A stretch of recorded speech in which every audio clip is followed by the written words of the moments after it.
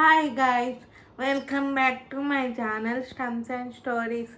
ఈరోజు మనం ఈ వీడియోలో నిన్న జరిగిన RCB versus CSK match review గురించి మాట్లాడుకోబోతున్నాం.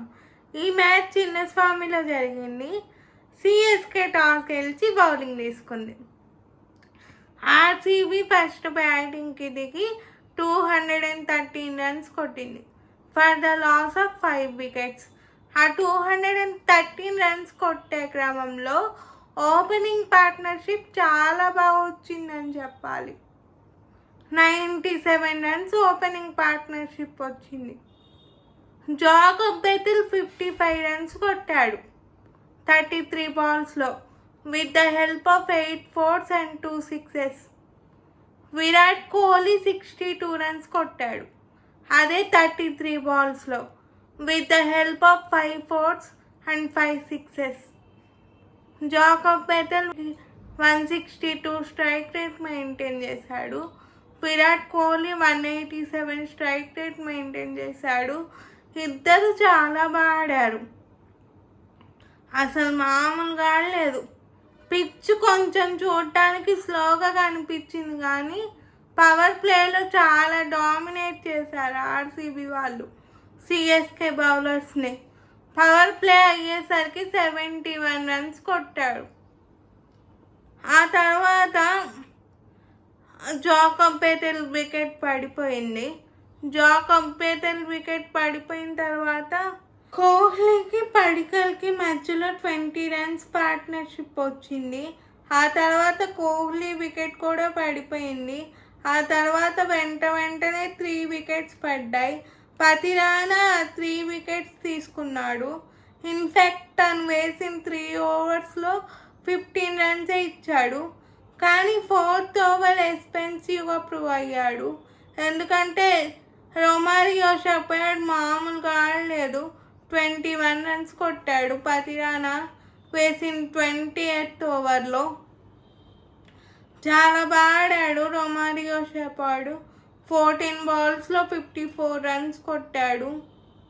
ఇదే ఫాస్టెస్ట్ జాయింట్ 50 ఐపీఎల్లో. ఈ సీజన్లో ఇదే ఫాస్టెస్ట్ 50. రొమారియో షెపర్డ్ 14 బాల్స్లో 53 రన్స్ మామూలుగా ఆడలేదు అసలు.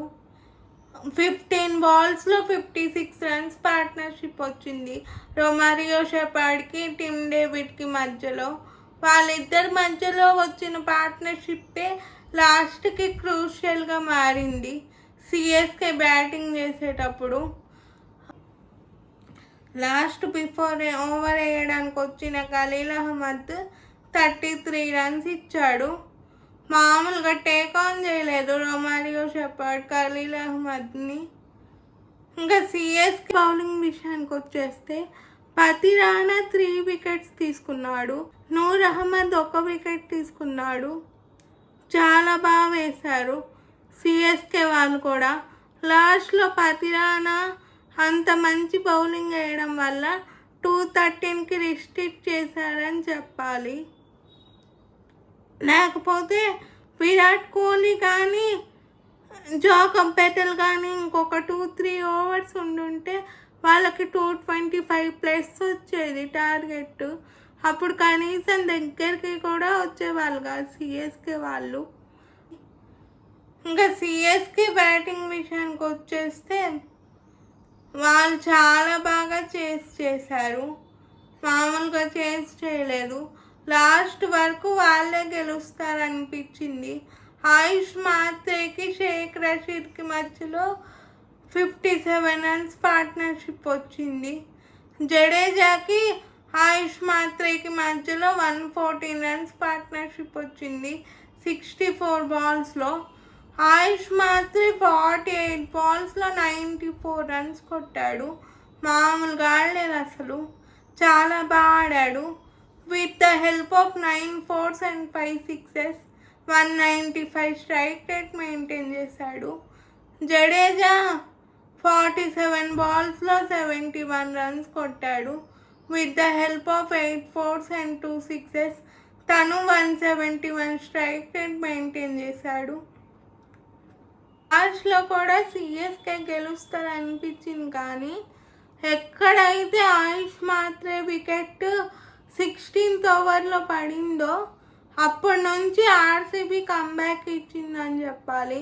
ఆయుష్ మాత్రే వికెట్ పడిన తర్వాత వెంటనే డెవాల్డ్ బ్రేవిస్ వికెట్ కూడా పడిపోయింది.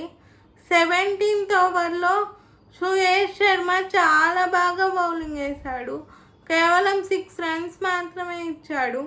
అంత ప్రెజర్లో ఓన్లీ 6 runs ఇవ్వడం అంటే మామూలు విషయం కాదు.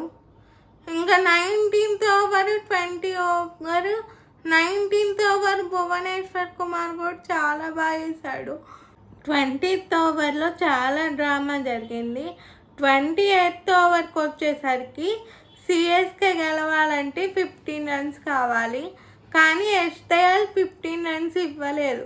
చాలా బాగా బౌలింగ్ వేశాడు. ఫస్ట్ 2 balls-కి 2 singles వచ్చాయి. 3rd బాల్కి MS ధోని వికెట్ వచ్చింది. 4th బాల్కి శివం దూబే వచ్చి 6 కొట్టాడు, ప్లస్ అది నో బాల్ కూడా. సో 7 runs వచ్చేసాయి 4th బాల్కి. కానీ 5th బాల్కి ఫ్రీ హిట్కి ఇంకా 6th బాల్కి సింగిల్స్ మాత్రమే ఇచ్చాడు. యాక్చువల్లీ సిఎస్కేనే గెలిచిద్ది అనిపించింది లాస్ట్ వరకు, ఎందుకంటే వాళ్ళంత చక్కగా చేసి ప్లేస్ చేశారు. ఆర్సీబీ వాళ్ళు కూడా 4 catches వదిలేశారు. అందులో 2 సింపుల్ క్యాచెస్, 2 కొంచెం టఫ్ అయినా కానీ. విరాట్ కోహ్లీ అయితే 16th ఓవర్లో చేతిలోకి వచ్చిన క్యాచ్ వదిలేశాడు. అన్ని మిస్ఫీల్డ్ చేసినా కూడా ఆర్సీబీ గెలిచిందంటే వాళ్ళ బౌలర్స్కే ఇవ్వాలి క్రెడిట్. వాళ్ళ బౌలర్స్ అసలు చాలా బాగా వేశాడు. ఆర్సీబీ బౌలింగ్ విషయానికి వచ్చేస్తే లుంగి ఎంగిడి 3 wickets తీసుకున్నాడు. కృణాల్ పాండ్యా 1 wicket తీసుకున్నాడు. యష్ దయాల్ 1 wicket తీసుకున్నాడు. అలా ఆర్సీబీ 2 runs తేడాతో మ్యాచ్ గెలిచింది. ఈ మ్యాచ్ గెలవడం వల్ల ఆర్సీబీ 11 matchesలో 7 matches గెలిచి టాప్ ఆఫ్ ది టేబుల్కి వెళ్ళిపోయింది. మళ్ళీ ఫస్ట్ స్పాట్కి వెళ్ళిపోయింది ఆర్సీబీ.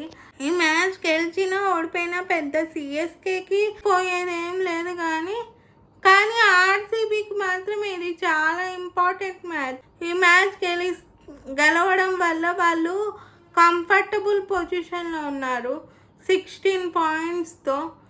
సో అది ఈరోజు మ్యాచ్ రివ్యూ. ఈ రివ్యూ కనుక మీకు నచ్చినట్టయితే లైక్ చేయండి. ఈ రివ్యూ మీకు ఎలా అనిపించిందో కామెంట్ బాక్స్లో కామెంట్ చేయండి. ఈ వీడియోని ఇంకా క్రికెట్ చూసే మీ ఫ్రెండ్స్ అండ్ ఫ్యామిలీకి షేర్ చేయండి. Please like, share and subscribe to my channel stumps and stories. Thanks for watching till the end.